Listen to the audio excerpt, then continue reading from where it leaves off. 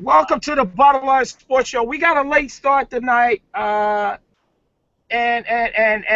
we're starting late, but nevertheless, we're here, and better late than never. So, Bottom Line Sports Show is here. Gerald Brown. There are a lot of people out there trying to figure out what's going on, and just really apologize about that. But as you can see, he's got a mustache now, Marazio Ben.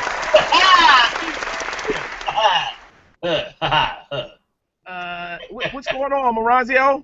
Yo, looking at that shirt you got on, that's about it. Hey, listen, I see you got your luggage in the back. That's already prepared when the landlord come, huh? You right? He put a laugh track in behind his corny joke. My goodness. No Marazio, NBA playoffs, NBA draft, so much to talk about. Great to have you with us today. And because I'm glad. Here, let me just say this: I'm glad the Clippers are out of the playoffs, so I don't have to watch the before and after of the top of the heads of Doc Rivers and Chris Paul. What? No, come on. I mean, two more weeks and Chris Paul head gonna look like the top of Doc Rivers.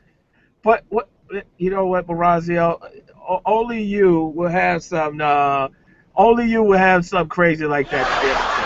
But Marazio, before we get in ready, Anthony Morrow joins us and stuff. Want to talk to you. Pacers, big news that came down today. How big is the concussion Paul George has been diagnosed with, and how can they afford not for him not to play, not to have him out there come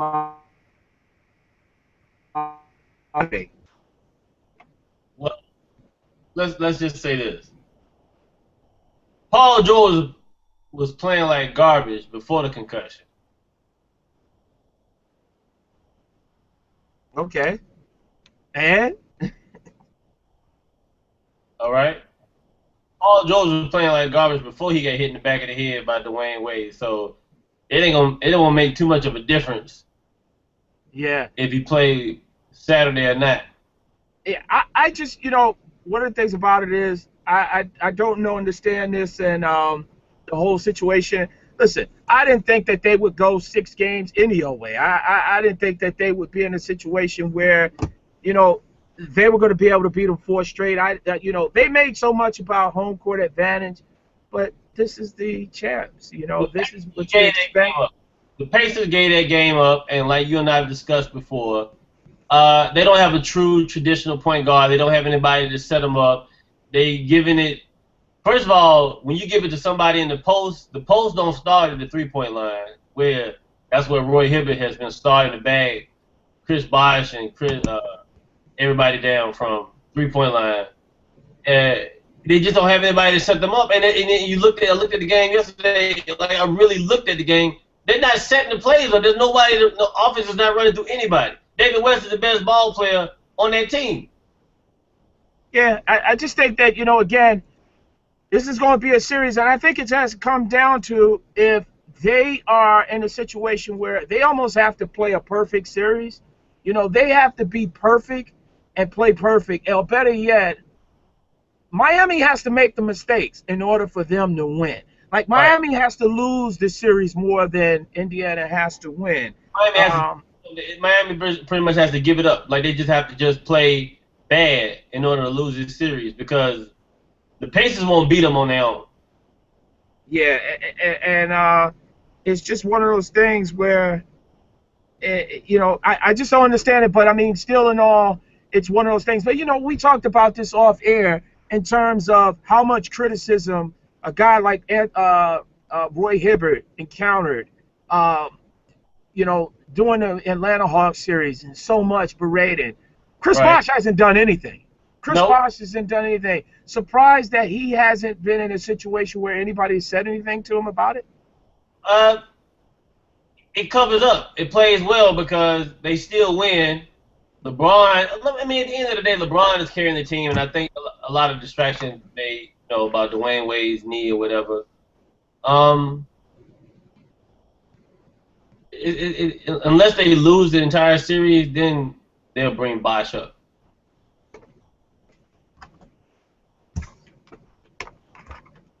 Yeah, and then on top of that, Maranzio, if you look at the situation right now, I'm very surprised at Dwayne Wade's knees. Um, you know, it just really hasn't been an issue at all. Nope. Surprised that again, I mean, granted they basically haven't been tested at all, so I don't understand this. But I mean, if you look at this, and this is the thing I want to ask you, um, if you look at this situation now, they're winning. They're possibly, let's be honest, they're 2 games away, actually 3 games away from getting back to the conference NBA Finals. They happen to win this. Marazio, a Yeah. case could be made for Dwayne Wade to possibly opt out of his contract and demand more money. And No. if you look at this whole situation, he's getting more fire and more ammunition. All he's done has but win. All he's done is win. Since he's been there, he's contributed to 4 championships. 4 championships in his entire time there. That speaks a lot. I mean, would it be a bad thing if they lost? Because then you can have a situation and say, well, Dwayne, you don't deserve max money, you or Chris Bosh. But could this come back to haunt them? Um, I don't think they should give Dwayne Wade any more money. If that's, I mean, I'm gonna answer that. Great that they're winning, but at the end of the day, you're still looking at a car with a lot of miles on it. Dwayne Wade has a lot of miles on him, a lot of miles. And do you want to pay a lot of money for a car with a lot of miles? No, you don't. Regardless of how many they win, it just so happened that he just been lucky enough not to get injured. He been lucky enough not to get hurt. And I mean, the thing is when he had that injury earlier, when what's it called went down, and you had a situation where George went down, and you saw Dwayne Wade went down as well. I kind of thought that that would probably be the determining factor. But do you see this series going 7 games? Because now Miami has what they really wanted in terms of they knew that they could win in Miami in Indianapolis. Don't really know if Indiana can win there, but I will say this: in all the playoff series, it seemed like they've played better on the road. Could this be a situation once again, Moranzio, that they could potentially play better in Miami, and will it be less distractions? No, I can't see him winning because unless George Hill is going to become Rajon Rondo or Chris Paul or Derrick Rose or somebody like that, that's a real point guard, they're not going to win. As long as you keep letting Lance Stevenson run your offense, you're not going to win. But I Until mean, he's been the most consistent player that they had. Here on the Bottom Line Sports Show, the Wednesday night edition, Gerald Brown, he is the outstanding comic, Moranzio Vance, looking like he is, I would say he looks like he's about of age. He looks like he's of age. get my Halloween costume ready. I'm going as Denzel Washington in Training Day.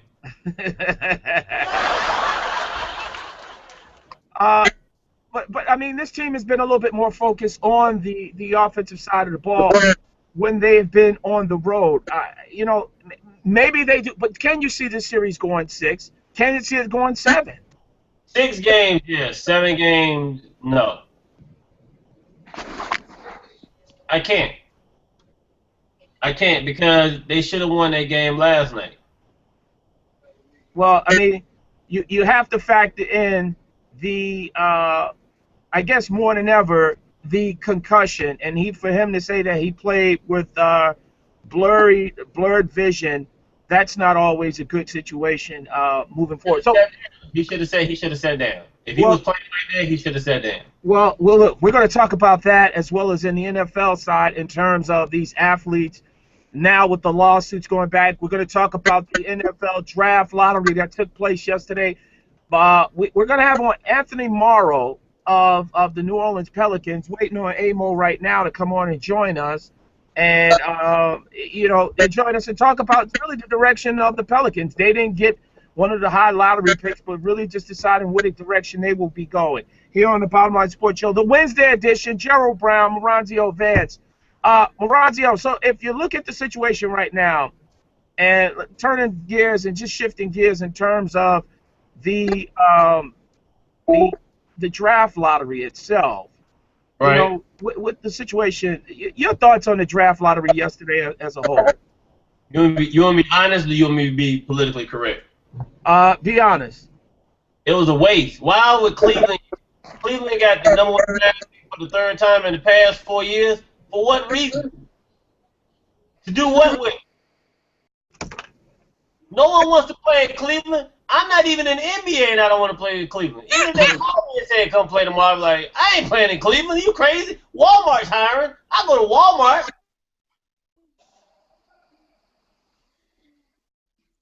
Who wants to play in Cleveland, Gerald? No coach. Point guard is uncertain if he's going to stay. Nope. But you know what? If you look at it here on the Bottom Line Sports Show, Gerald Brown is back. Cleveland, rightfully so. But just think about the opportunities that's going to come out of this. If you have a guy like the number one pick and possibly LeBron James coming back. Hey, let's switch gears right now and go a different direction. Gentlemen, great friend to the show. It's been an opportunity outstanding to see this gentleman really pay his dues and, again, really just be able to get in the league, but more importantly, get in there and make noise. Put your hands together, Bottom Line Sports Show style, for New Orleans Pelicans, Anthony Morrow. Appreciate it, man. Hey, Mo, thanks again for joining us, brother. Gerald Brown. You got Moranzio Vance hanging out with us. Two Charlotte, I don't know, do you call them Charlotte Knights? What do you call them, Moranzio? People from Charlotte, North Carolina. Charlatans, I think. Yeah, Charlatans, that's it. What two Charlatans hanging out with us here on the Bottom Line Sports Show. As always, great to have you on and great to see you again, man, and congrats on everything. Want to ask you right off the back, the way the Miami Heat took the game last night down the stretch, does that really show that in order for a team like the Pacers to beat them, that essentially the Miami Heat are going to have to beat themselves?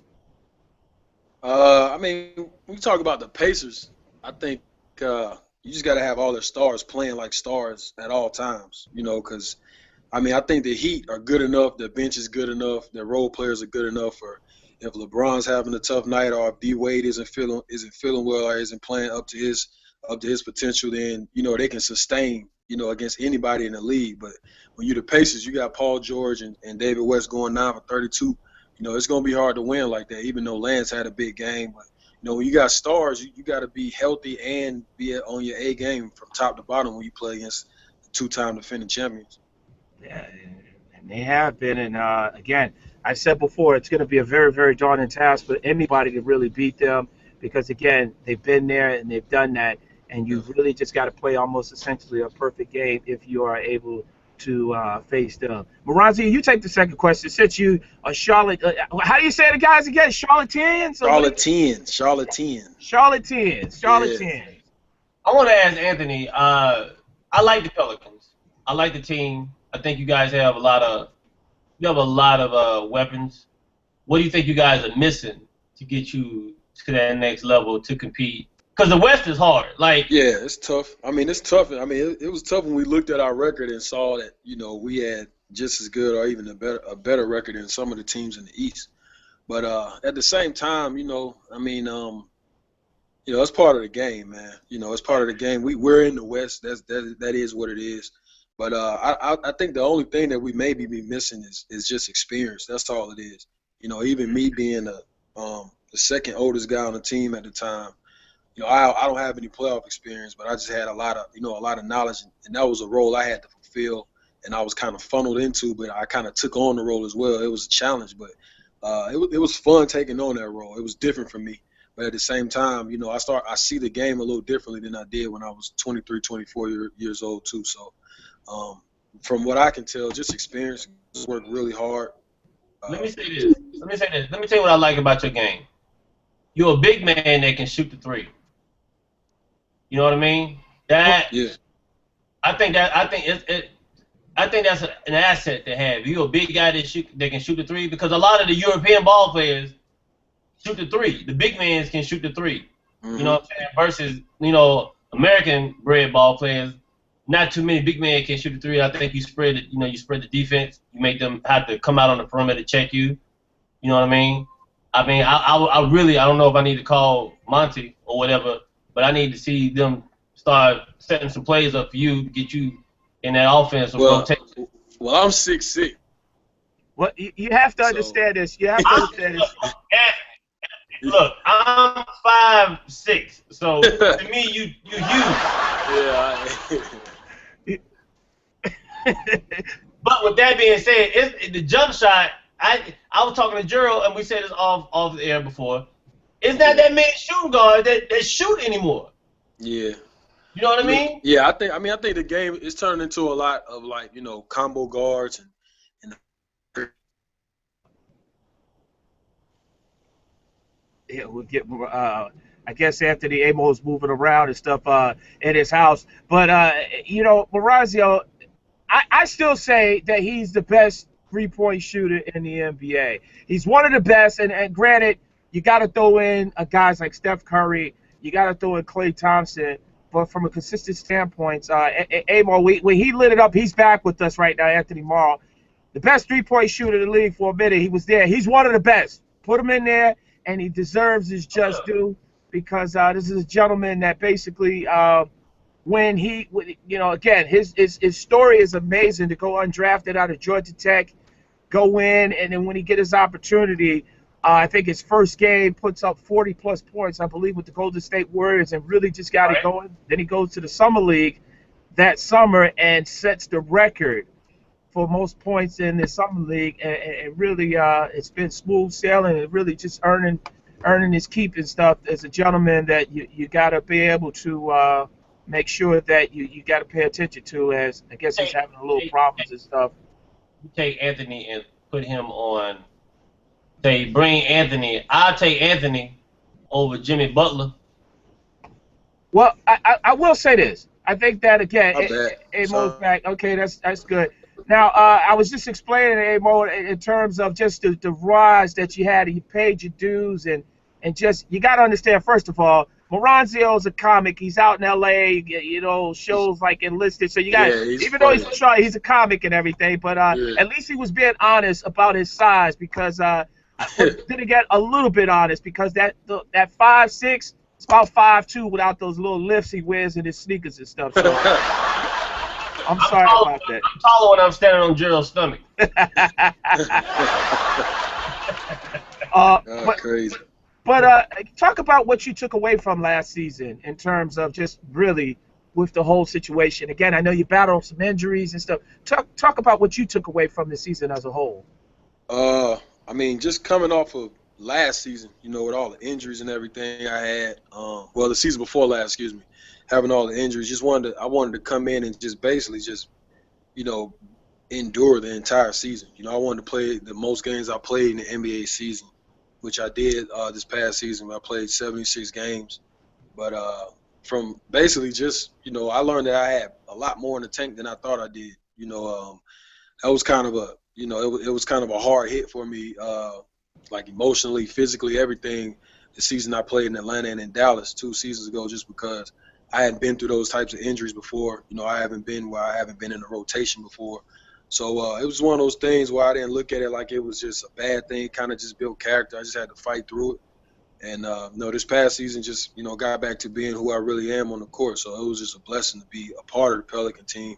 And I was just glad that, that they gave me an opportunity. Yeah, and one of the things I want to ask you, Amo, because, again, I was explaining why you were off air in terms of just really coming in, you paid your dues to be able to go from a situation where being undrafted, you go in, you get an opportunity to play for Golden State Warriors, you put up big numbers in that first game, and then you go to Summer League, you set the record at that time for most points. And then coming off of that, you go in a situation, I believe, go to Brooklyn. Well, then again, I think it was at that time, it was New Jersey, I think right before that. And then you're a part of that trade for Joe Johnson to come to New York. Really just talk about, like you said before, in terms of, better yet, in terms of going to Atlanta and then to Dallas, did it just really feel like things were just out of sync? Because it seemed like you finally got yourself situated, and you're starting to play some ball, and then all of a sudden this big trade.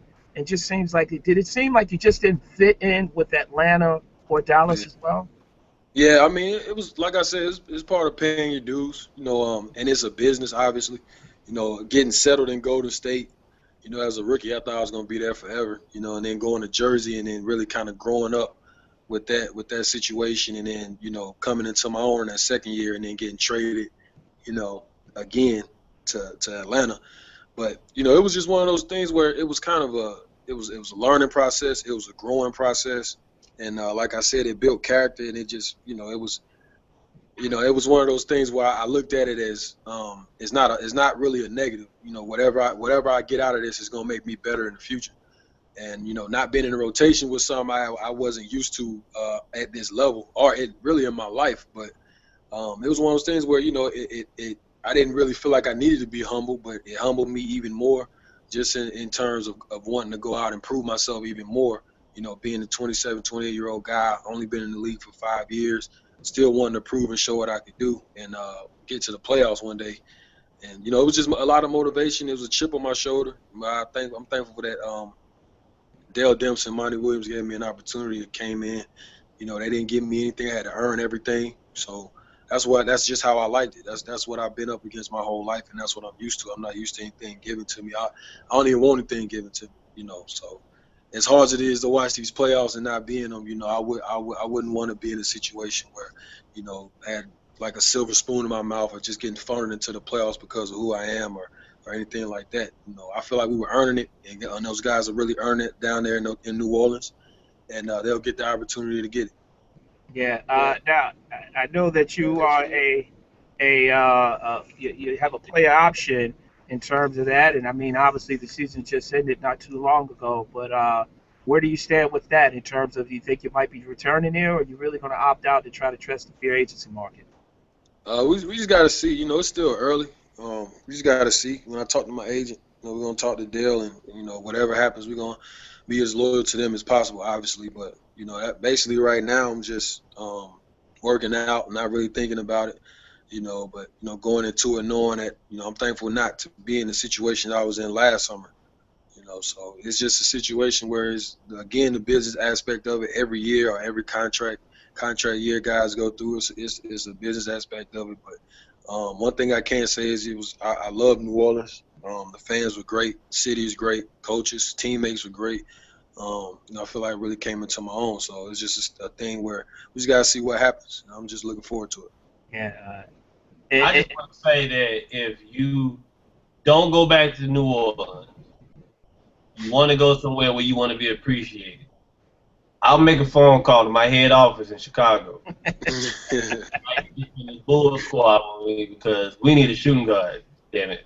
And I take some money out of my pocket and put on your contract if I got it. It ain't a lot. Don't quit. Don't buy nothing expensive. Oh, okay. There's no option to happen. Anthony Morrow of New Orleans Pelicans joining us here on the Bottom Line Sports Show. So, Amo, you talked about really the leadership role that you were thrust into, really with the young team. You look at a guy like Anthony Davis and stuff.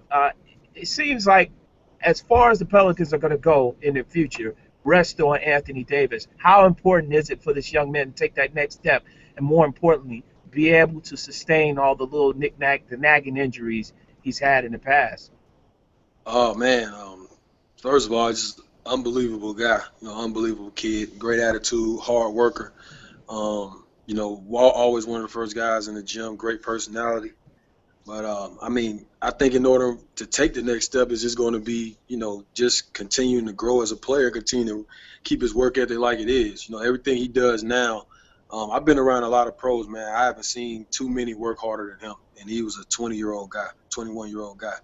So those things right there are things that you can't teach, along with his talent, obviously. But you can't teach those things as well. That's something that's got to be in you, just that discipline to want to come in and get better and make your team better.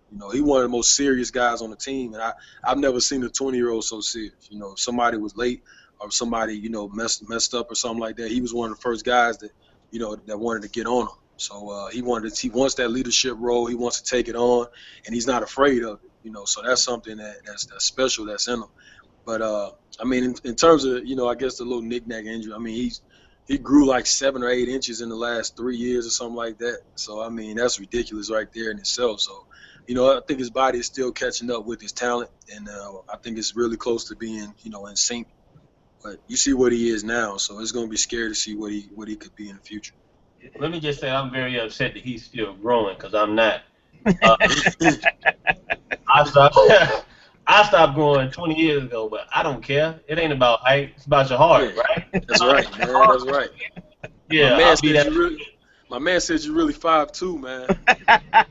Hey, I put out an application last week to go down to the Pelicans training camp, so you'll see me out there. okay. It ain't about height anyway. It's about heart. They got the jersey. They got a jersey for me and everything. Yep. If you see me, call security because I'm not supposed to be down there. I got a real good question for you. I think I do. You know how I think last year LeBron was like, I want to mentor Paul George or whatever to help him come into his own or whatever. Do you have a player or has anybody come to you and say, yo, I see something in you. I think you're dope. Let's get together in the off season. Or there's somebody that you would like to go to and say, look, man, I'm trying to get, to that next level. Work with me in the off season so I can, you know what I'm saying? Like somebody older than me or Yeah. more experienced. Yeah, I mean, there's a lot of guys. I mean, in my rookie year, it was Steven Jackson, Corey Maggette, even like Monte Ellis. He had been in the league some years before I got in the league. He had a lot of good things to tell me. Who else? Baron Davis as well. It was a lot of guys, man. A lot of guys, and it was, the main guys were, and even Darren Williams when I got to New Jersey. But Right. those guys, the main guys, professionals, man. I learned a lot, about Steven Jackson during the course of my rookie year. That all the flack that he took, he was just as smart on the other side, but nobody talked about it or knew about it. So I just thought that, as a rookie, I was like, that was just mind-boggling to me, because he was so intelligent. We had our first player union meeting, when the union comes and speaks to us, and he was just, talking about investing his money, and he has a charter school that he has in his name, and just a lot of stuff he does for the community. And I was like, that's, to me, that was big. I'll never forget that. Corey Maggette is the same way. So I learned a lot from those guys, and I still talk to them now, just to check in, and they check in with me as well. So that's, I definitely got mentors and guys that I can't take all the credit for the professional that I am, not just a player. Right. So, Anthony Morrow joining us here on the Bottom Line Sports Show. Amo, before we let you get out of here, do you feel like at this point in your career that you feel like, your game has been, you feel like you've been underappreciated or overlooked? Do you feel like you got a chip on your shoulder going into this offseason? Because, you've had the injuries. Like I said before, again, when you was actually on our show after you lit up the summer league, and it was like they did in there. Do you feel like you just got to all of a sudden prove yourself again to people now, once again, even though you've been in the league and people have seen what you could be able to do when you're healthy? Yeah, I mean, like I said, this past year was kind of that redemption year for me. And I really wish we would have made the playoffs, but I mean, it is what it is. But I always got that chip on my shoulder. I've been back working out for about 2 weeks now. So, just looking at the playoffs, you come home after the season, you don't make the playoffs, you rest, and you see your family, everything's good, and the playoffs start, and you're back mad and depressed because you see these guys playing and you want to be out there playing, obviously. So I've been back in the gym now, so the chip on my shoulder, it really doesn't have anything to do with, things of recently that's happened, any trades or not being appreciated. That's just who I am. I always want to prove something or get better at something, so I'm just trying to be persistent in that. And, also just realizing that this game doesn't last long for anybody. So, I don't know how many years I have left in it, but I want to make sure that I'm in the best shape, on top of my game 100%, so that I can, sustain my health and no more injuries. So, that chip on my shoulder, it should be there for anybody that is blessed enough to be in the NBA fraternity. It's only 400 or 500 guys that can do this. Highest turnover rate of any job in the world or in the U.S. So, you just got to be ready. That's all I want to do. Yeah. Amo, at home, Gerald. And in your profession, are y'all allowed to file for unemployment? How did that work? I don't know, man. I'm just asking, I ain't never had to do that. I ain't trying to find out either. cause like as a comedian, like if I'm on a TV show and the show get canceled until I pick up another job, they let me file for unemployment. I just want to know if I get on a team and play for like half the season and they let me go, can I Yeah. apply for unemployment? I ain't got to come back to the league. I just want to catch that check. It's dudes fighting to play for 10 days in the league, man. So if you there for half the season, you may not need no unemployment. Oh I'm Lord. trying to get a 10-day contract right now with the Milwaukee Bucks. I refuse to go to Cleveland. Oh man. Avo, listen, I really would, real quickly before we let you get on out of here, one of the things I've always admired about you and really appreciated is the fact is that even through this whole process and working to get in there and be in a situation where you're securely in the NBA, you've always been in a situation giving back. Talk briefly about some of the great things that you've done with your charity and the philanthropic work you've done and really starting back at home in Charlotte. We got the Anthony Morrow Foundation. Right now, we're still working on things we're about to put together for the summer.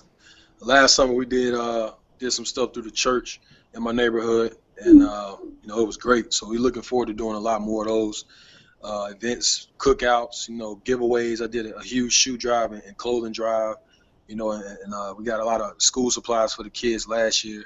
But we're working on some other stuff, some stuff that's kind of different than what everybody else is doing as well. I don't really want to speak on right now, but it's a lot of stuff that's just for the community, not just here. And last summer we did a basketball clinic in Harlem last year in New York, so that was big for me. And When did you do that? I did it it was July.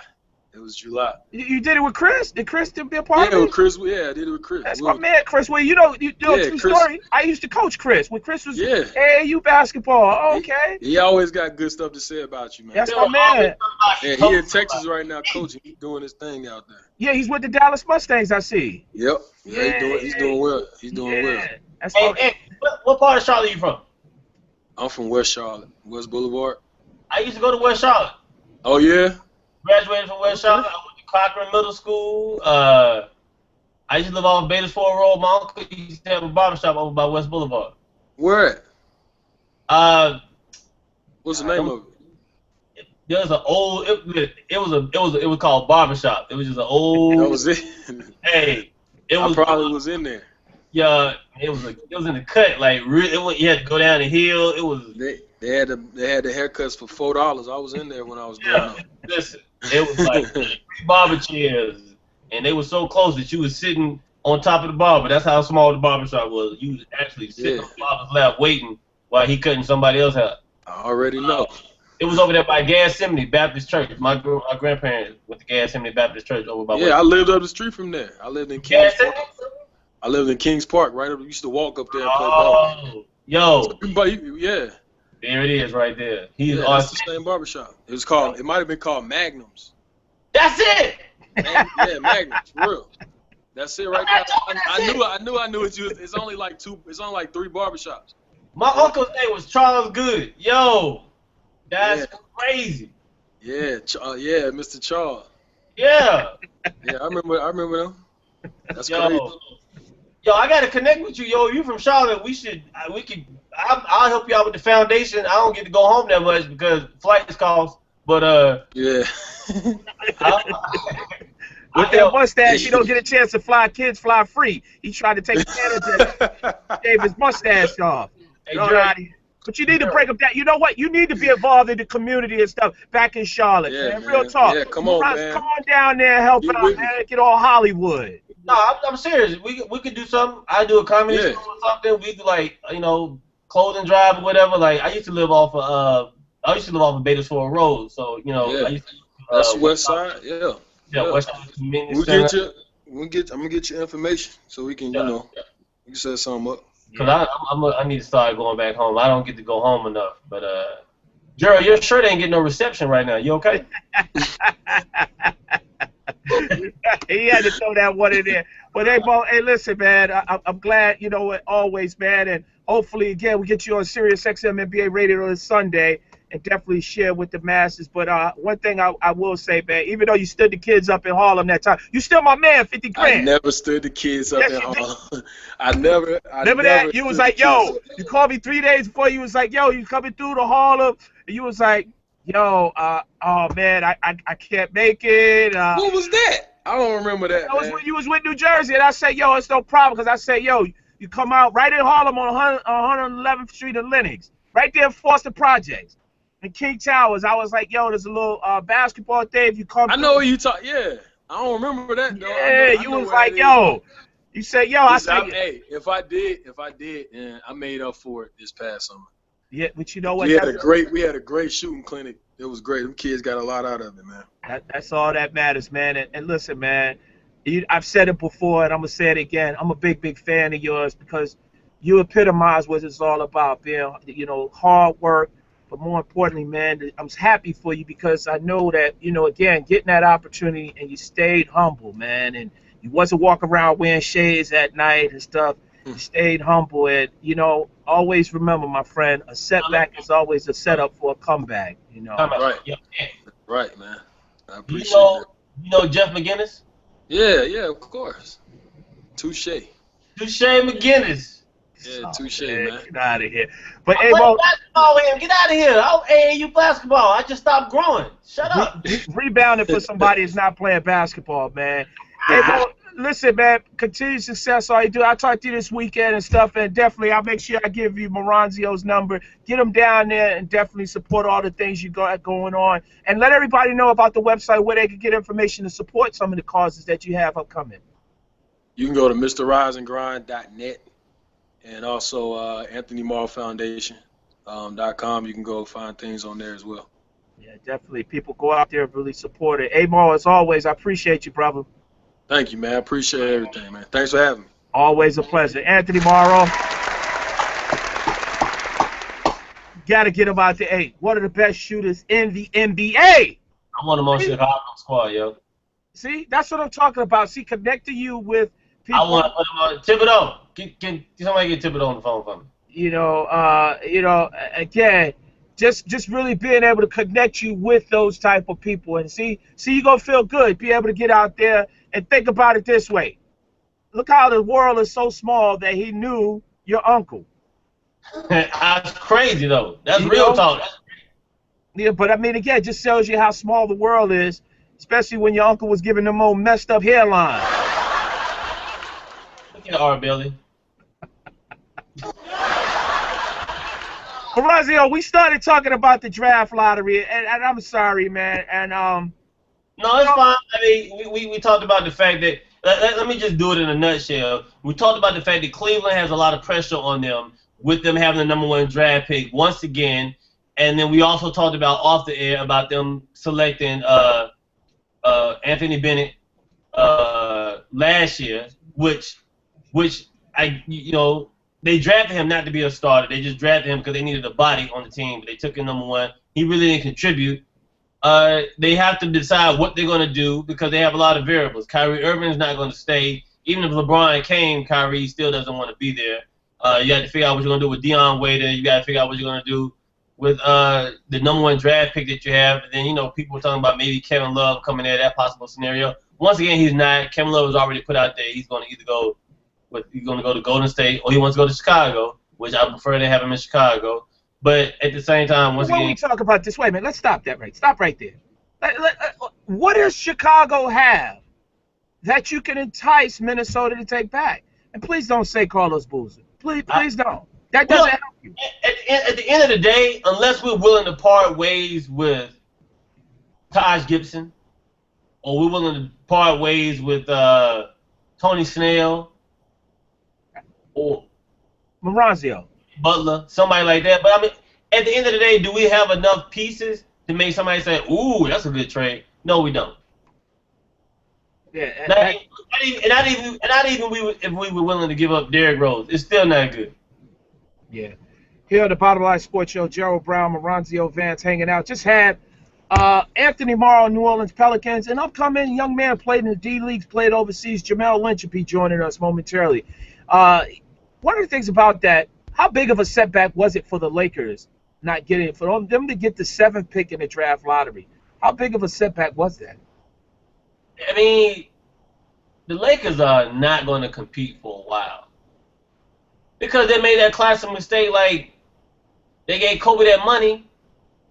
What are you going to do with that? Like, you're not guaranteed Kobe's going to come back full strength. Kobe's not going to be Kobe of, what, 2000? Kobe will be Kobe of 2004. Like, Kobe has run his course. He's become Brett Favre of the NBA. And not wanting to walk away. Like, it's Achilles injury and your knee. Like, it just, and his finger hasn't been right in, like, the past 10 seasons. Like, just walk away. You got money, you got rings, let it go. They're going to just blow that team up. And blow up whatever that it is that they have. Well, I mean, they don't have it, but I think the thing about it is it just seems like, I don't know, overnight, the Lakers and the Knicks have become twins. Because you think about it this way, the whole notion and thought process that we're going to attract free agents to come there. You know, as much as Kevin Love says he was born in California and was raised in Oregon. I think his girlfriend is an actress. He went to UCLA. How are the Lakers better than the Timberwolves? You see what I'm saying? Like the moving parts. Kobe Bryant and what he basically demands, he's going to demand the ball. It's his team. Right. And to see Dwight Howard leave there and frustrated playing a year with Kobe Bryant, it's very difficult because, as you notice, most athletes, as their career starts to hit the downside, as they start to descend, they start to revert and give the torch over to somebody else. Kobe still wants the torch. He's not passing that torch to anybody. At all. And then the biggest mistake, the Lakers management decided to pay him as if he is still the guy. And so it's just really interesting. But I mean, pay him, they could have went out and got top free agent. Yeah, I mean, I just don't see anybody going there that's worth anything. And in terms of what they're going to do from a coaching standpoint, it's going to really be a lot for anybody. I mean, look, if you're a coach that wants to get paid and don't mind getting fired 2 or 3 years down the line, you come to Los Angeles. Yeah, come to Los Angeles and play for the Lakers because let's be honest, it's a team that is in a flux, and I don't see it getting any better, and then it just doesn't help any better that they have the Who do they have on their team that they can build around other than Kobe? Nobody. Well, the whole proverbial thought was they were going to be able to get, if they got one of those top picks, if they got a Wiggins, if they got an Embiid, or if they got a Parker, they could build around it. I mean, even Dante Exum, if they were able to get one of these guys to angle them to be in Los Angeles, now you have something to sell fans on. And then maybe you can entice a guy like Carmelo Anthony. I just don't see it happening, and I'm just really confused in terms of the direction that they're going. They're potentially going to be, based upon this pick right here, with them getting the 7th pick, let's be honest, the Lakers could be back in the lottery next year. Oh, yeah. You know, this team is not winning 45, 50 games. And Who's the point guard? Who's the point guard? Well, Jordan Farmer. You know, Kendall Marshall. I mean, I just don't know. The thing is, in order to win, in order to make the playoffs, you got to win at least 50 games, 45 to 50 games to make the playoffs in the West. And if you look at the roster right now of the potential that could be there, Pau Gasol, you know, I don't know if Chris Kaman comes back, but Pau Gasol, you know, Kobe Bryant, that's not going to get it done. And they're going to be hand-strapped. They're going to be handicapped somewhat because of the whole Kobe contract. And as I said before, they could be potentially in the lottery maybe in another 2 to 3 years. Maybe they could trade this pick, but I don't see it helping. No, Kobe's doing to the Lakers what Carlos Boozer did to my Bulls. I mean, management. As far as having a contract you can't move, or having a contract that you really, your hands are tied in a situation where you really can't make any moves because you gave all your money to somebody who can't, in the long run, do anything for you. Kobe's not getting another ring. Like Kobe was like, I'm staying to get another ring. There's no chance the Lakers are getting another ring unless by a miracle Carmelo decides to come to LA. Why Kobe's there? Maybe. I just don't think that, you know, again, I keep saying it here on the Bottom Line Sports Show, Gerald Brown, Maranzio Vance, you got to have enough to be able to compete in the Western Conference. And it's going to be a situation. Look, Phoenix, they're going to add some pieces. It'll be interesting. Portland's going to be there, providing nobody has any injuries. Dallas is still going to be there, possibly, if they're able to bring a lot of people to back. And then it now becomes a situation where the Clippers are going to be there. Whatever the situation transpires. Only get better. The West is only getting better. It's only going to get better, and that's why I don't know. But now, Maranzio, let's look at it from the Minnesota Timberwolves standpoint. They got the 13th pick. With this pick right now, Maranzio, are you almost in a situation where you have to trade Kevin Love? Glenn Taylor, the owner, has just come out and said they're not looking to trade him. But could this just be smokescreen? Because, Maranzio, we've seen it happen with Carmelo Anthony. We've seen it happen with Dwight Howard. We've seen it happen before. You can't afford to be in a situation to let this linger on because you're not going to get face value for those free agents. They have to trade them, and they have to draft for the future. Or they're going to have to trade that draft pick to try to get some players to come in there that can contribute immediately, like we said before earlier off air. No one wants to go to a team where you got to rebuild. Not when you're later in your career, you don't want to go to a team that you have to rebuild. So anybody that goes to Minnesota right now, they're going to have to get young players. Minnesota has for the most part, they have a young team. Other than like Corey Brewer, who I think is probably the oldest player on the team. But for outside of that, everybody else, they're young ball players. Well, I mean, Ronny Turiaf, Kevin Martin, they have some players there. But this is a team that's not that far away. I mean, if you look at the way that if you look at the Timberwolves, they were a team that on paper they should have been a lot better than what they ended up showing. I mean, it's all Kevin Love. Yeah, I mean, you can't do that. You can't do that. There's no way in the world that you could. There's no way you could do that.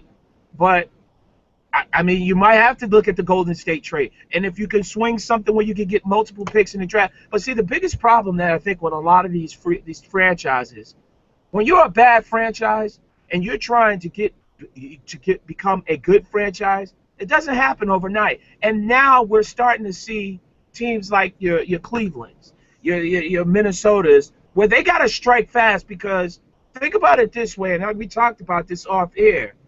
If you're a guy that if your team, Cleveland, for example, they're consistently in the lottery. They've won the lottery 3 years, pretty much 3 years, 3 of the last 4 years. You're not going to be able to sign all 3 of those guys if those guys materialize and develop. And now what will be the value of having those guys? If you're trying to win and win in the NBA and get to the playoffs, it takes some time because what happens is if you don't have that, you're on the clock. And these guys are now saying, like Minnesota, like Kevin Love. He was there 6 years. They had an opportunity to sign him. They gave him a 5-year deal instead of a 6, which was a big mistake. And he's tired of losing. And think about it this way, Maranzio. They were 40-42. They averaged about 106 points, 107 points a game. Phoenix missed the playoffs, winning 48 games. So it's a team that is not that far away. 42 will have you 40 and 42 will have you at a number 5 seed in the East. Yeah. So I just think that it's going to be really interesting to see how it plays out. But could we see either Jabari Parker, Andrew Wiggins, agents let it be known that they don't want to end up playing in Milwaukee? And would that be a smart move? I feel bad for Andrew Wiggins. I feel bad for Jabari Parker. I feel bad for any player that's being drafted this year that is expected to come in to any of those teams and turn that franchise around in one season. You're asking too much. Here's the thing. You're asking too much of Andrew Wiggins to come in and change your team around. You're asking too much of Jabari Parker to come in and turn your team around when you put them on teams that don't have veteran leadership, but then to learn from. You understand? Like they don't have anybody to go to and say, hey, you know what I'm saying? There's no one on Cleveland to pass the torch. There's no one on Milwaukee to pass the torch to say, hey, this used to be my team. You know, I need you to come in, save it, or help us, preserve it for the future to build on that. Yeah, it's a lot. Tired. It's a lot. And then we talked about just a guy like we had Anthony Morrow just on, and how Anthony Morrow, he's a guy like 28 years old. He's asked to be a veteran on a New Orleans Pelicans team that essentially you're still trying to establish your roots in the NBA. 5 years in, he's still trying to establish his roots, but now he's asked to be a veteran.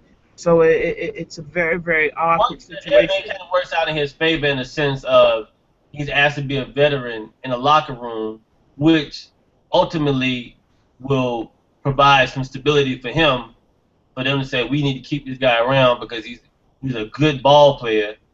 He can shoot, and he's a veteran. He helps keep our locker room intact. You know what I mean? Like that's a plus. But I think he still wants to play, though. Let's move forward. Our next guest is here as a young man. You know, it's about basketball season time, and it's around that time where everybody that has the dream of getting to the NBA and you understand the journey, everybody identifies with that because there's a lot of hard work, a lot of sacrifices. This young man has been really paying his dues, D-League, playing overseas, and some tremendous experiences. But more importantly, he's connecting back with his community. Put your hands together, Bottom Line Sports Show style, for Mr. Jamel Lynch joining us. Jamel, Gerald Brown, the great Moranzio Vance joining us. How you doing this evening? I'm doing good. I'm doing good, man. How y'all guys doing? We're doing fine. We're talking about the NBA playoffs and just really the draft lottery. But more importantly, what grade would you give the NBA playoffs thus far? Whew. Man, to be honest, this round right here, the conference finals. Just as a whole. I mean, the second round wasn't that good. Yeah, the second round was that good, but that first round, boy, whew, I got to get that first round an A+. A+ as a whole. What would you give it as a whole? I give it a B. B? Yeah. That second round was all right. You know what I mean? I think this round right here between San Antonio and Oklahoma, Serge Ibaka being out hurts them a lot. So, it's to an unfair advantage. I think San Antonio's going to win 4-2 easy. Yeah, and I mean, on paper, we all said, wow, when you had the Final Four, this is what you wanted if you're NBA individual marketing the brand. You have Indiana and Miami, the rivalry that exists right there with those two teams. And then you have Oklahoma and San Antonio, Kevin Durant, and Tim Duncan and the crew there. And, again, it just hasn't worked out well. So, You know what's sad about it, though? The sad about it is the playoffs will ultimately end up being better than the final. You think so? Oh, man. No one wants to see San Antonio and the Heat playing the final. No one wants to see that. No one wants to see an exciting LeBron James Miami Heat flashy team versus this methodical, traditional, solid NBA run plays. Everybody, sharing the ball. San Antonio Spurs looking like the Celtics from But I think Russell played. I think that's the problem with just the culture of basketball. People are not really understanding and respecting the foundation of what it is, and I think San Antonio has that. Basketball is really about it is a team sport. The flashness and all that stuff. It gets us sidetracked to what basketball really is, and that's what the youth embodies. They embody the flash, the between the lanes, all that stuff, and they wonder why people, especially in New York, we're not as successful as players in other places because we're so used to we're so used to seeing those different things, and we're adapting that in our environment as well as embodying that as well. So you're right, though. People don't want to see it, but I feel like you gotta take the hat of San Antonio. San Antonio. I get offended when people are like, oh, I don't want to see San Antonio play. And it's like, why not? That's a well-oiled machine that you beat yourself up to figure out how to defeat this team. And like I told Gerald, San Antonio Spurs remind me of the New England Patriots a little bit because New England don't pay a whole lot of money for ball players, but they have a solid team every year. They make it to the playoffs or they make it to the Super Bowl, and they don't compromise. They're like, look, this is how much we're paying you. If you don't want to play, you don't want to pay for us, go somewhere else. San Antonio does the same thing. Even with those big contracts, it's not that ball players on their team that have big contracts. You got Parker, Ginobili, and Duncan that probably make the bulk of the money. But no one, it don't seem like it. You know what I'm saying? You would think all of them made minimum wage.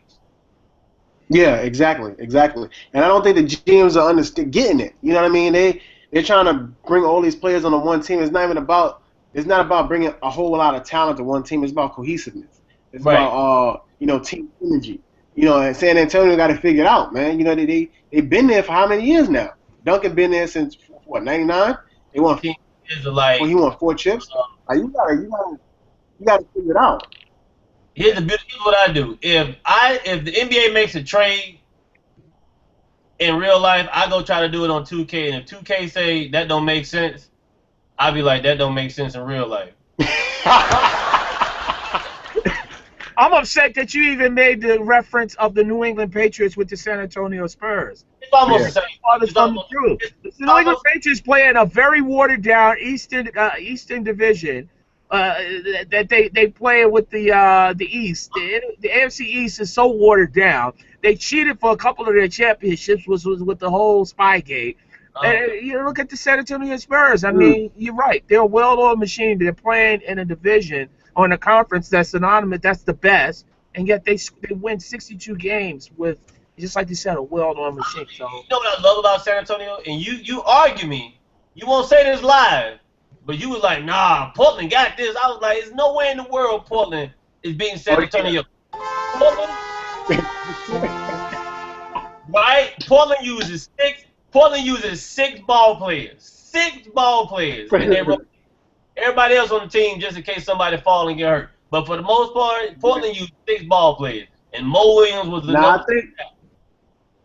I think, to be honest, man, I definitely knew that San Antonio was going to beat Portland easy. But I do think Portland's up next. I think, with LA and Lillard, they got 2 good wing players that actually defend. And they got a big man come off the bench like Thomas Robinson who actually know their role. I think they up next, man. Tony Parker retiring in 2 years too. TD might retire. So, I think they up next. That was a lesson learned for them. Yeah. Tony Parker, what, 31? Well, he's got another contract. He should be around for a little bit longer, but he is a free agent. So you're right about that. But I think things will change. But then again, and Moranzio, we talked about this off air in terms of, you think about it this way. You had 2 players, San Antonio, you have 2 players that pretty much shaped this franchise for essentially maybe the last 20 to 25 years in terms of David Robinson and Tim Duncan, where these were proven #1 draft picks that had come in and really helped establish a culture. And then the moves that they made around these guys, from Emmanuel Ginobili to Tony Parker, were something that they're still benefiting from, picking those two guys with the top picks. And that's just amazing, where they've had an unbelievable run. So it'll just be really interesting. Let me ask this. I'm going to put you as starting point guard for the Indiana Pacers. We put Jamel. Jamel plays. I got a bum knee. Jamel can play. Jamel playing. I'm putting Jamel as the point guard. Wait a minute, man. Wait a minute. I can still hoop now. What are you talking about? I wouldn't let you point guard on the church team. Listen. Just because I'm taller than you, and even though you had them little lifts in your shoes at 5'2", don't be sitting up there getting on there clowning. In the 70s, you would have been a great ball player because they don't know how to defend the stomach. Listen. I'm going to say this to you. You the starting point guard for the Indiana Pacers, not George Hill. You. What would you do different that they not doing right? What would I do different? I think, from a standpoint of leadership, you have David West. David West is a leader in terms of actions. They need someone on that court directing. George Hill's, he's a great player. I'll take nothing from him. But they need someone who is assertive, just like the Knicks. They need someone who's assertive, who can attack the basket on a consistent basis, knock down an open jumper, use that pick and roll effectively. You got Paul George as a slasher. You got David West pick and pop. You got Louis Scola pick and pop. You got Roy Hibbert on a high low. You got so many different options that you can use. But in the same token, they have to have someone on that court being assertive. You have to have someone being a leader. You look at all the great teams: Isaiah Thomas, Joe Dumars, Michael Jordan, Kobe Bryant. Tony Parker. You look at Avery Johnson. Even back then, I can go way back to John Stockton, even though they didn't win. They had great leaders. You got to have that leader, that one person you can point to and take the blame, the good with the bad. You got to have that. You got to be able to have that on your shoulders. And sometimes I think they waver from that, especially George Hill sometimes. Yeah. Right. I So told for Joe, me personally, yeah, Well, no, me and Gerald were talking earlier. We were talking about how like not taking nothing away from George Hill, but they don't really run any plays, and then they giving the ball to Roy Hibbert out on the 3-point line, and he got to try to bag somebody down from the 3-point line, and then by the time he get the ball down in the post, he had no time but to throw it up and hope it go in. yeah. He doing hook shots from the free throw line. Yeah, he doing hook shot from 3. He not Hakeem. I mean, he not Hakeem Olajuwon or what I'm saying, Kareem Abdul-Jabbar. I admire him trying it, but I need you got meat and potatoes when you got David West and Hibbert. Like they should be feeding them boys in the post Easy. all day, every day. And Chris Bosh can't. If the ball get too low in the post, Chris Bosh can't defend Roy Hibbert. Yeah, that's why you gotta set Roy Hibbert up to repost. Hit him on the post. If he's too high, throw back out, go deeper. I got you. Paul George, wait right there. Cut off that. Do a L cut off of that, and then let Paul George come on the opposite side, and then work from there. Yeah. Hey, Jamel, Jamel Lynch joining us here on the Bottom Line Sports Show. Jamel, I want to ask you something. Again, we focused a lot on the NBA playoffs, and again, that's going on. But I want to talk about you in terms of just your experiences playing in D-League and being able to go overseas and stuff. Talk about what you learned from playing in the D-League thus far. Well, basically, I've learned that you have to be ready when your number's called.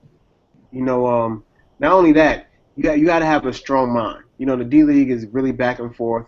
You got people coming down. I had 2 NBA point guards in front of me. One plays with Indiana now, Donald Sloan. The other one played with Charlotte Bobcats, Corey Higgins. So you gotta be patient, and also you gotta stay ready. You gotta have a mindset that you gotta be hungry all the time. You can't never let up.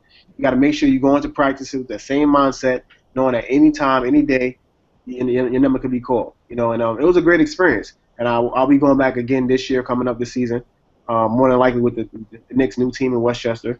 So, being in the D League, it gave me the opportunity to see not only, I'm able to play at that level, even though I knew that I played the NBA camps before, but I know it's just a matter of time before that number is called and you get that call up and your life change from there. Yeah. Now, I was surprised because, again, here on the Bottom Line Sports Show, Gerald Brown, Moronzio Vance, Jamel Lynch joining us. Don't forget you can listen to the show Saturday and Sunday starting at 10 a.m. on Sirius XM NBA Radio Channel 217. I was surprised because, again, I was watching this video that you did, I guess a YouTube video, and I thought it was hilarious in terms of he was on a rim. It was a few years back, he was on the rim, and then he was talking about some girl or something like that, and then talking about sharing your story. But that I knew you played. You started out at Rhode Island, but finished up at UMass Lowell. And I was telling somebody as early as yesterday, I believe, in terms of how that conference that UMass Lowell has been in, I think they're now Division I, where they were so good Division II. That conference alone, in terms of those schools in there, they could easily have beaten some mid-major schools, maybe a little even higher. And Bryant's, all that stuff. Just really going from there. Talk about this experience and playing in college basketball, playing at the college level.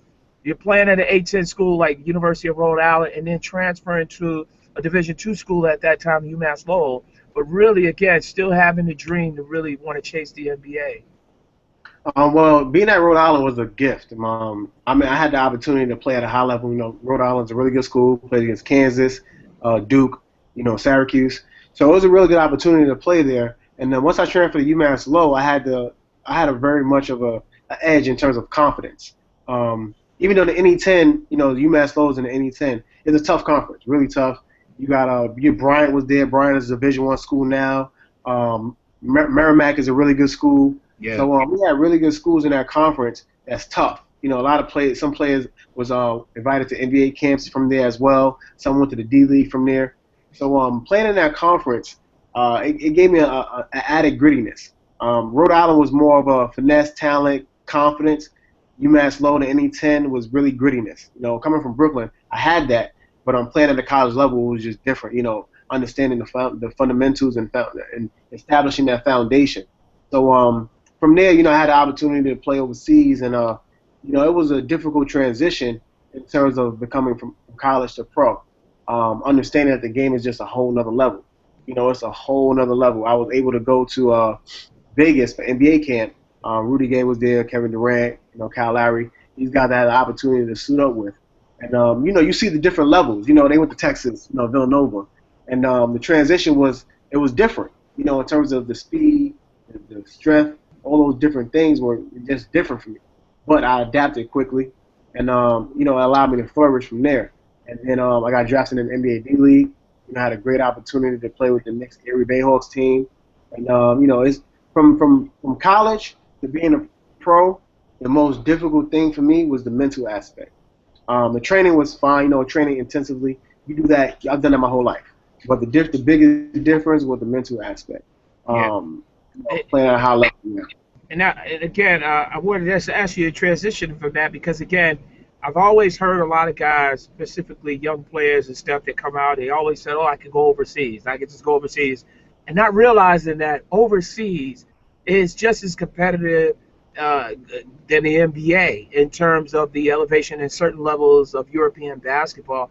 Talk about your experience from your standpoint, a social adjustment standpoint of going overseas because of the commitments. Some guys not asked to score a lot as much, or based upon that, you're asked to score much, you get paid like that. But just talk about the experience of playing overseas. Well, just to touch on what you were saying about it being, I think personally, going overseas is a little bit more difficult. It's more difficult because in the NBA, you kind of have they kind of have the people they want there, in terms of quote unquote politics, whatever the case may be.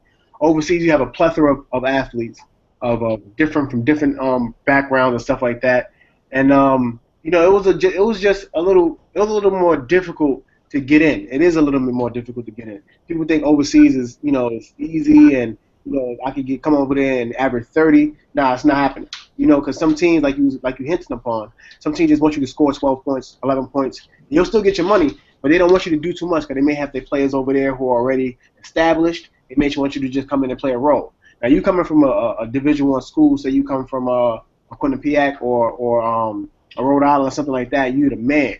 And you go to a team, you think you're going to average 20, the adjustment is different. Now your ego takes a hit. And when your ego takes a hit, your confidence takes a hit. So now you're like, damn, I'm not playing. You went from playing 30 minutes a game in college to playing 10 minutes your first year overseas. And then next year, you're like, damn, am I even that good? The whole thing is a tumbleweed. And it happens just like that to a lot of players. And you see the same thing in the NBA. People come from Kansas, and they're the man. They go to the NBA, they try to be the man. It just doesn't work. You got to know where you fit in. You got to know your niche. So, being overseas is not easy at all. You know what I mean? And it's definitely an adjustment in terms of the ego. You got to put that ego aside because, eating, the language barrier, the traveling, all these different things we're accustomed to from going to a big school in the States. It just doesn't happen overseas. Sometimes you got to humble yourself. So that's what happens overseas. It's a really humble experience. Jamal, I have a question for you. I look at the D League. I know people that play in the D League. And they talk about how, I'm waiting to get called up or whatever. Or hopes of getting called up, to play for a team. Do you feel like the NBA should do a better job at allowing the D League players to get an opportunity to prove that they can play in the league before they go out and draft players who have never played in the league ever? It's a catch-22. Nah. It is. But the thing about the D League, me and my friend were just talking about this today. People are not as talented as they once were. Right. Everybody doesn't work on their craft. There's a lot of athleticism, a lot of hype, a lot of potential. But people don't really work on their craft. I feel like if you want that opportunity, you'll get the opportunity because you can't deny talent without question. No matter what you say, you're in the D League, you cannot deny talent. There's a team that's gonna want you. Right. Well, I think the game is expanding. I wouldn't be surprised in another 4 or 5 years it'll be the World Basketball Association or something like that. So given that, and at the end of the day, it is a business. Right. So not only do you have to be marketable, not only do you have to be able to sell tickets, but you got to be sustainable in this league. So in order to be sustainable, you got to work on your craft. That's why you see so many people go in and out of the league, especially even in the D League. You know, they want this opportunity, they want this call up. But are you ready for the call up? You know what I mean? Are you really good enough? You know, you may be doing good in the D League, shooting 25, 30 shots a game. That's not cutting it in the NBA. You know what I mean? You got there's an adjustment that happens. You're not going to have the ball. You may be playing with LeBron. You ain't going to have the ball in your hand all the time. You got to be able to be on that court for 10 minutes and not shoot one shot. And when that shot comes, you got to hit it. Well, it's like me. I'm a comic. And being a comic ain't enough anymore. It's like I got to be a full service entertainment. I got to be a writer. I got to be a comic. I got to direct. I got to be able to tweet. Like, I got to be able to sell myself. Like, I got to be everything to sell what I got hired to be. Yeah, yeah. And the same thing for you now, like, especially the NBA, the NBA is trying to sell a product. I get it. You know what I'm saying? Yeah. We got to find people that are marketable. We got to find people that got a personality, people that can talk in front of the camera, media, can sell product, do commercials, make people want to tune in. Like WWF. You got to have a drama story going on. Like, you got to do more than just play ball. You got to be able to be like, Jamil can do this, and he also, in the off season, he on some Disney Channel sitcom part time. Like, you got to do what you want to do. Does it spread you? Because you have to think about yourself as a business. Does it spread you thin? Because you're like, I just want to play ball. Why can't I just play ball? Well, you know what? I just want to add something to that. Here on the Bottom Line Sports Show, Moronzio Vance, Jamel Lynch, Gerald Brown. One of the things about it is it's just that the league is always changing. Now, I have some problems with that, and I think that this will be one of the things that they talk about when the new collective bargaining agreement comes up in the NBA again, in terms of, you know, utilizing the D League properly, because we see that in all the other sports that have a minor league system, mainly we see it in baseball. You see guys get called up. You have those opportunities there. That's not the case. And I mean, to have young guys available in the D League that if you're looking for able bodies and not to use those guys, I think it's a travesty. And I'm not going to call any names out, but one of those teams did it this year in terms of bringing in a veteran off the street, which really didn't do anything. But again, we knew it was all marketing predicated why he was signed. I can say. Say it again? Well, I'm not going to say it. I'll say it. You can say it. You can say it. Jason Collins was sitting at home. Hey, Jason Collins was sitting at home checking his answering machine every day. Not his voicemail, because he ain't making enough money to get a voicemail. He's checking his answering machine, pushing that button every day, and nothing. And then they was like, yo, Michael Sam about to go to the NFL, and the NBA was like, yo, we got to jump on this. They said Jason Collins' jersey was the #1 selling jersey. #1 selling jersey. I ain't never seen nobody wear a Jason Collins jersey. but you know what the thing is? Kids in Haiti ain't even got clothes and ain't even seen no Jason Collins jersey. But one of the things I will say, and I mean, again, it doesn't have anything to do with that. I just think that the fact is that they're going to need to really reevaluate how you use the NBDL league, because if you're going to have a young player in there, a lot of these guys are not getting the full opportunities they deserve, and I think that is such a travesty, because how do you get called up and get exposure if you're not, you know, if you're sort of a logjam in terms of guys being called up?